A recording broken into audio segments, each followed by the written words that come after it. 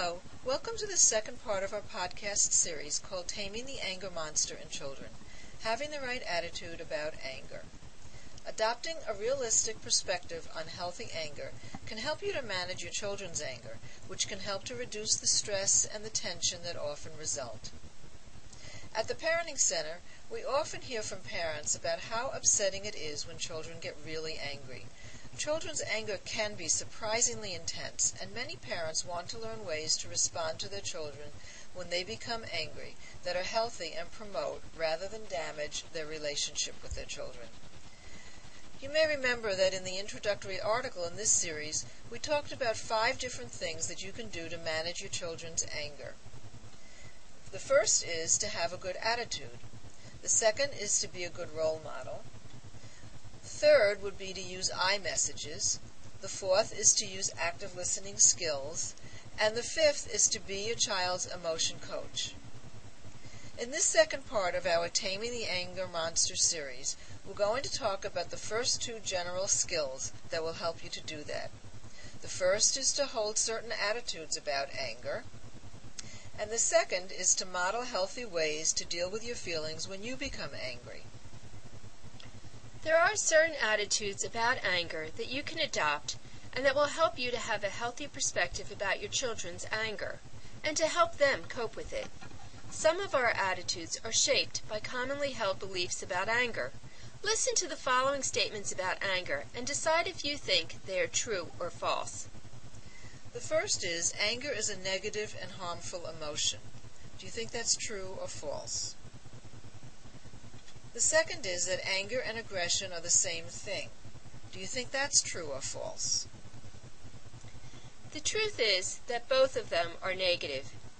Anger is not necessarily a negative and harmful emotion, and anger and aggression are not necessarily the same thing. It's important to recognize and accept that anger is a normal and even a healthy emotion. It is how we handle and express it that determines the outcome. In addition, anger is just a feeling that just is, no judgment, no right or wrong. It is the aggression that's the act that does harm to people, relationships, and property.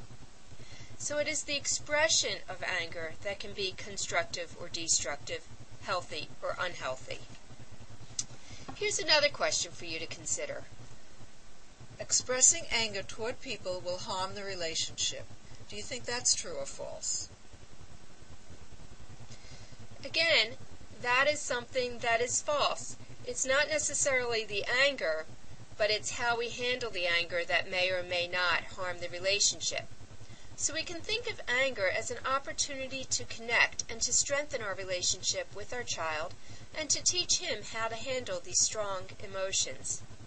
As we said earlier, expressing anger can harm a relationship if it is not done in a healthy way. You can express your anger by calling someone a name or by humiliating them in public, or you can tell them clearly what they did that you did not like and how it made you feel. Here's yet another attitude for you to think about. If you teach your children ways to manage their anger, there shouldn't be any more issues about anger in your home. Do you think that's true or false? Again, this is false. It would be nice for it to be once and done and that easy, but it takes many years to learn the skills to manage anger. It is the work of a lifetime.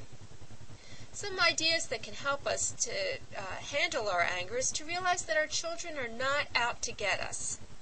Remember, there's a reason why children get angry. You can ask yourself, what is the need that's not being met, or what feeling is not being addressed? For example, you can ask your daughter, are you angry because you expected to be invited to Sherry's party and you're disappointed that she didn't include you? Their behavior, even angry and inappropriate, is a way to communicate with us.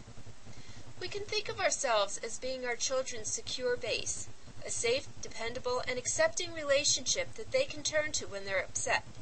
If we can accept their angry feelings and are seen as a safe haven, then they will be more likely to come to us when they are troubled. And this is true whether they're 4, 14, or even 24.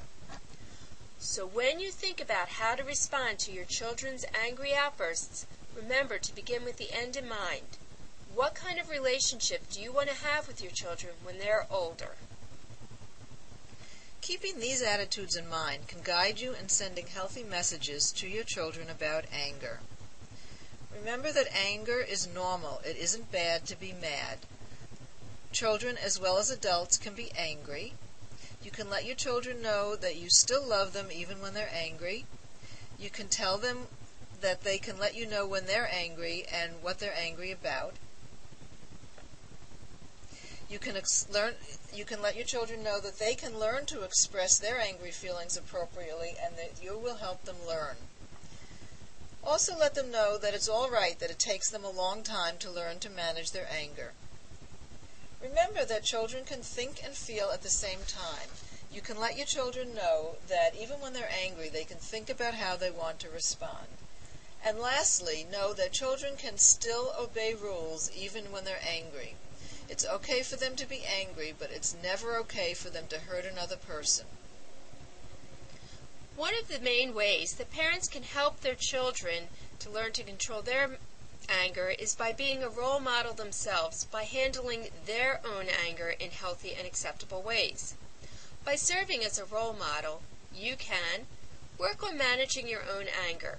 Expressing emotions in a healthy way is a learned skill. When you work on expressing your emotions in a healthy way, you're teaching your children to do the same.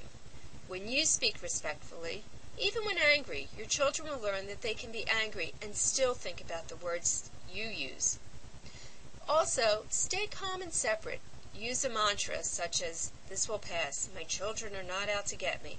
Whatever works for you so that you don't take their anger personally. If we remind ourselves that our job is to model and teach children, we're more likely to approach an angry situation a little differently and to think before we respond.